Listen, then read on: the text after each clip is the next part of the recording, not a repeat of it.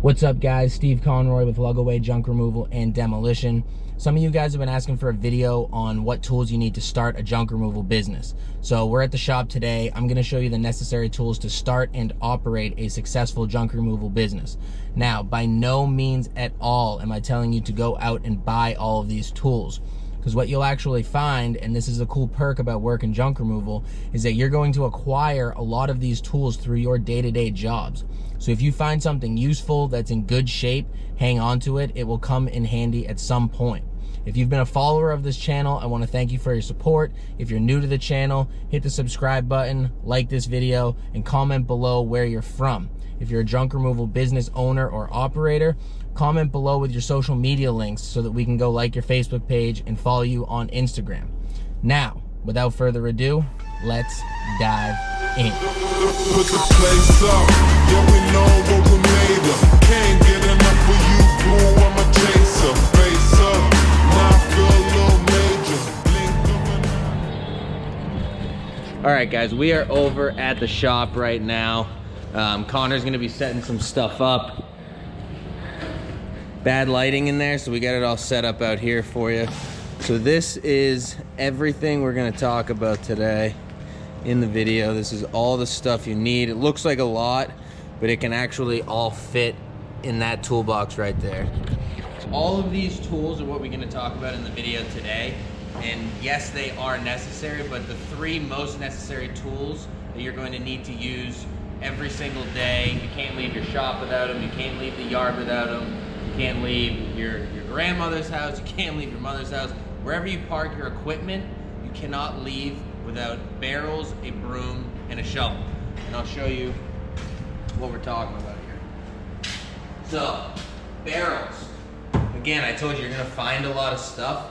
We didn't pay for any of these barrels. All of these barrels have been acquired from jobs. So, these barrels are 32-gallon brute barrels. Those are the most durable ones. This one back here, this black one, it's like a Rubbermaid, super, super flimsy. You can still use them, but they flex very easily and they'll crack in the winter. The brute barrels are gonna be the best ones. They're a little bit expensive, so I think they're 40 bucks a pop for the 32 and they're like 70 for the 50. These 50-gallon ones are great, but not only are they larger, they're very easy to overfill, and you're not going to be able to get them to the truck. So stick with the 32-gallon brutes. Over here we got the brooms. So you can clearly see the difference between these two. This one's got reinforcement. This one's super old and is probably going to snap if I dropped it on the ground. Again, another piece of equipment we found from the job. And we got that in both of the trucks. So this is sweet, called the Job Site Quickie, great name. This is the biggest one that we have, or the biggest one that they make.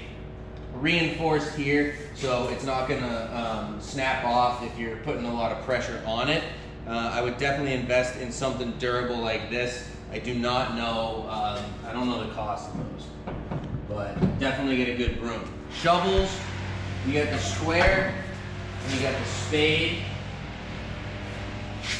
These are no good, these are great. You can imagine sweeping dust or whatever into it. This is gonna be easier than this one, unless you're doing it from the side, and that's a pain in the ass. So get a good one of these. Again, all of these that you see here were not purchased. We didn't purchase any of those. These are all acquired from jobs.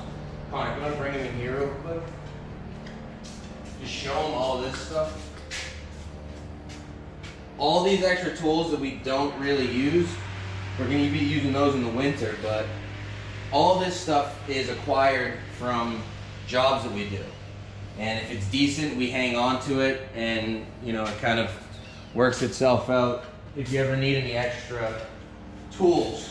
Dollies. So these are the dollies that we're working with. I purchased this one. These three we acquired, again, on jobs. This one is great. These are hard rubber wheels. These are going to be the ones you want to get. This dolly, it's not the worst, but it's got the wheels that need air in them. You're just going to constantly be refilling them, and it's a pain in the ass. These, if you want to get up close here, if this plastic breaks, you just got to replace the wheel. They're like 15 bucks a wheel. We've had this for a grip. This other one we have over here, we took that from a job. That's probably like 5 years old. This appliance dolly we have, the wheel's busted. On this one, the appliance dolly, as you can see, the wheel's all fucked up. But these have straps. You wrap these around an appliance. And the wheels right here, these are like the walking wheels. So when you're going up staircases, it's not messing them up. So these are a great investment. This is from Harbor Freight, and this thing is a piece of crap, but we did not pay for it. So we got that going on. All right, guys, so next up is the sledgehammer. So this is the Husky sledgehammer. This is a 10-pound sledge. You don't need anything more than this. Get one that the head's not gonna fly off of. A lot of the older ones with the wooden shafts, the head actually pops out the top here, and this will slide down.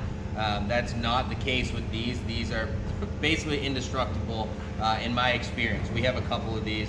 Get one that has both of these sides. You don't need the one with the axe on it. If you do happen to get one from a clean out or something, keep it. But these are instrumental in demolition, obviously, but for junk removal, you're going to be using this to break down furniture, smashing furniture to smithereens so that you can fit more junk in the truck or trailer. They also make smaller versions of this too, like half the size you could swing with one hand. Next up is drills. So this is a 12-volt max, very small battery, but it lasts a long time. We don't use these too often.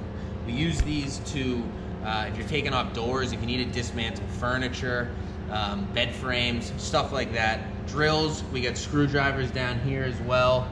The ratchet set also coincides with that whole dismantling furniture. You can't always just bust it up in someone's house. And you know, sometimes you want to protect the floor or the walls surrounding the furniture. So again, tiny battery, but they last a while. If you're gonna have a drill, get the bits for it.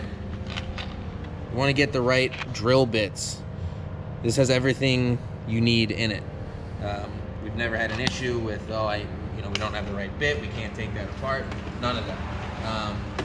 Along with the drill bits and the drill and the screwdrivers, whatever, you need an extension cord. This is super long. This is what we use when we're doing demolition, and we need to attach this to the home and an outlet in the home and bring it all the way out to the yard where we're taking down a deck, an in-ground pool, a shed, whatever it may be. Next up is going to be crowbars. So we got a couple different lengths here, but a crowbar essentially is going to be used for breaking down furniture, yes, but it's more popping doors off of refrigerators and stuff. That's really all we use it for. Instrumental in demolition, obviously, but you're not going to be using a crowbar too often in junk removal. Bolt cutters. These are going to be great for chopping up chain link fence. If you're removing a shed or a hot tub, the electrical, you can chew right through it with one of these. These aren't going to be an absolute necessity, but this is going to make your life 1,000 times easier having one of these. What else do we have here? You can kind of show them what's in here. This is just like an assortment of stuff that we've found. There's ratchet straps in here. There's hammers. There's chisels. There's this is just an assortment of stuff that we've just collected from jobs. There's just a lot of stuff in here. Talk about the ratchet straps and the bungees. So ratchet straps and bungees are essential. You can see we just keep bungees on the side here so we get quick access to them. But bungees are going to be great for once you tarp the truck. If you've overloaded it and it's over the sides, you're going to use the bungees to attach to the truck so that nothing's going to fall out of the sides when you're driving. If you have a trailer with a tarp, you do the same thing. If you're using a pickup truck or kind of a low-budget trailer that you kind of built up yourself, get a bunch of ratchet straps. These Husky ones are great. These orange ones from Home Depot are not the best, but they'll do the trick. These are just going to help tie down your furniture and secure it. Last but not least, sawzalls. This thing is an absolute animal. The M18 Fuel Super Sawzall, and we just got that. and this DeWalt one we've had for a minute, the flexible 60 volt max.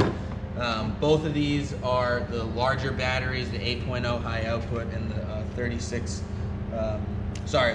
60 volt 20V max. Those are both going to be instrumental, obviously, in demolition, but you can literally use them for anything.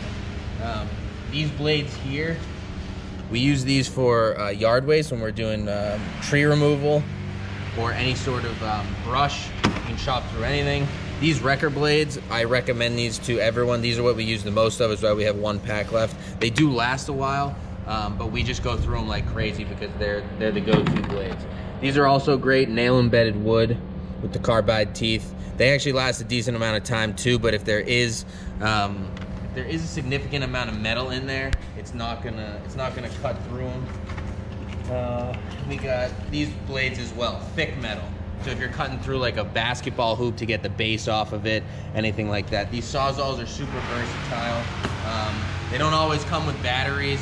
They're definitely expensive, but it's a 100% necessity. So of all of these tools that I showed you, including the ones that we did beforehand, the only ones that we have purchased are the sawzalls, basically the power tools, and I think I bought one of the sledgehammers. Other than that, and this extension cord, other than that, everything you see here has been acquired throughout work. So these are the tools you're going to be coming across during doing junk removal. Over here we have kind of more of safety stuff. So we have Husky bags. You're obviously going to want to get a bunch of those. You do not want to be moving barrels and barrels of stuff out of someone's second floor, barrel it up, bring it to the truck, dump it, go back up. You're going to want to just bag everything up and then bring it all down in one trip so you can hand it off to each other, do a little assembly line. Gloves, these are the gloves that we're using right now. We go through different types of gloves. My opinion on gloves, everything is gonna rip. You're never gonna find the best glove ever. I always think I found the best glove and then something happens and I'm like, I don't really like this that much. No one's opinion on gloves matters besides yours. So get something comfortable that works for you and that isn't too expensive. What else we got here? Eyewear. You need this for demo. I know some of our videos we don't wear this. Don't be like us. Wear these, they're super cheap. You get a box of like 10 of them for like $5 or $10 at Home Depot, and they last forever. You can see these are all banged up. Masks, definitely necessary. This is our last N95. This thing might as well be gold right now, and it should be shining. You can't find these anywhere anymore because of the pandemic, but invest in masks. They make masks that are they're like respirators. They're 40 or 50 bucks a pop, and you can replace the respirator on it. You're gonna need that when you're sweeping up basements and stuff. If you don't wear a mask when you're sweeping up anything that's super dusty, I can guarantee you'll be picking your nose later that night and black stuff's gonna come out. So definitely wear a mask. Earplugs are not 100% necessary in any way whatsoever. We have these for the demo that we do. If you have sensitive ears and you're using a sawzall, especially on metal, you might want to throw these in to protect yourself a little bit. And then boots. Show them my boots and then show them your boots. So these are great. Connor's are also great. You have the Tims, right? Yeah. Are those steel toe? Nope. All right, so these are composite toes, you can see, because the toe's all fucked up. These are composite toe, which means that I can drop something on it, nothing's gonna happen. The Tims, they do come in steel toe, but regardless of what you're working with, wear boots. I've seen guys wearing running shoes, and it's only a matter of time before you injure yourself, or you're gonna be going throughout your day trying not to injure yourself, which is gonna make your job 10 times harder than being able to operate normally in a junk removal setting. So that's the video we have today. Hit the like button, subscribe to the channel, leave any questions in the comments below, and we'll see you next time. Thanks.